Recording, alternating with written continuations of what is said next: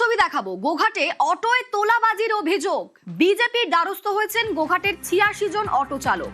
তাদের অভিযোগ যে ইউনিয়নের নামে টাকা তুলেছেন আইএনটিটিউসির নেতারা। নিশানায় রয়েছেন হুগলির কামারপুকুরের অটো ইউনিয়ন।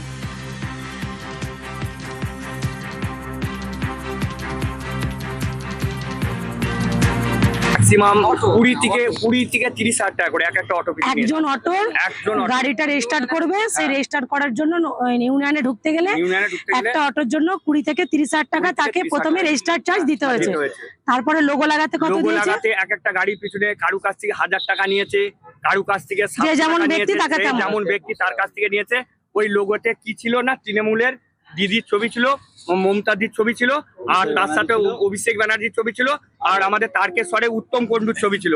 ওই ছবি নিয়ে আমাদেরকে, পার্টির ছবি নিয়ে আমাদেরকে ঘুরতে হবে। আচ্ছা, এই যে চালানো যাবে লোগো যদি না যে গাড়িতে লাগাবে না তাহলে অটো চালানো যাবে। আচ্ছা, বলছি এই যে অটো ইউনিয়নটা কে পরিচালনা করে?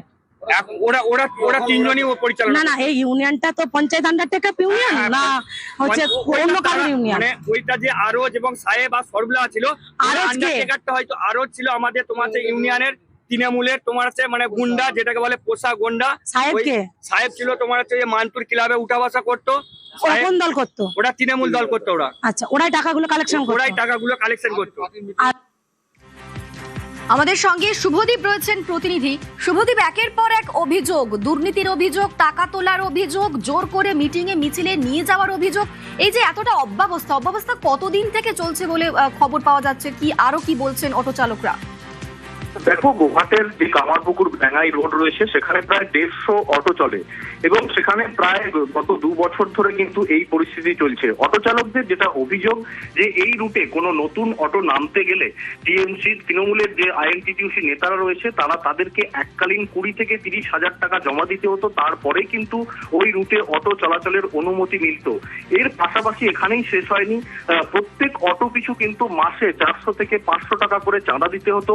এছাড়াও তৃণমূলের মিটিং এ না গেলে, কোনো অটো যদি তৃণমূলের মিটিং এ না যেতে পারে তাদের কাছ থেকে 7 থেকে 8,000 টাকা ফাইন পর্যন্ত নেওয়া হয়েছে, তাদেরকে হুমকি মারধরেরও অভিযোগ তোলা হয়েছে। এ নিয়ে কিন্তু গত 8 মাস আগে গোঘাট থানায় কিন্তু অটো চালকরা একটা লিখিত অভিযোগ জানিয়েছিলেন যে তাদের ইউনিয়নের নামে যে টাকা তোলা হয়েছে সেই টাকার তারা কোনো হিসেব পাচ্ছেন না। তাদেরকে বলা হয়েছিল এই টাকা থেকে ইউনিয়নের অটো চালকদের বিভিন্ন সুবিধা দেওয়া হবে, বিভিন্ন তাদের উন্নয়ন করা হবে, অটো স্ট্যান্ড করা হবে, কিন্তু আদতে আসলে কিছুই হয়নি। যদিও এই সমস্ত অভিযোগ অস্বীকার করছেন আইএনটিটিউসির নেতারা।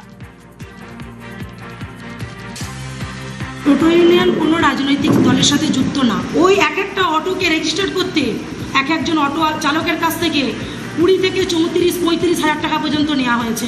মমতা ব্যানার্জির একটি লোগো ওই অটোতে লাগাতে হবে, নাহলে সেই অটো রাস্তায় চলবে না। তো সেইটা লাগানোর জন্য পার লোগো পিছু 1000 টাকা। এবং পুলিশকেও বলেছি মানুষের টাকা, গরিব মানুষের হকের টাকা ফিরিয়ে দিতে হবে, তাদের আর্তনাদের কথা শুনতে হবে, দোষী যারা তাদেরকে শাস্তির ব্যবস্থা করতে হবে।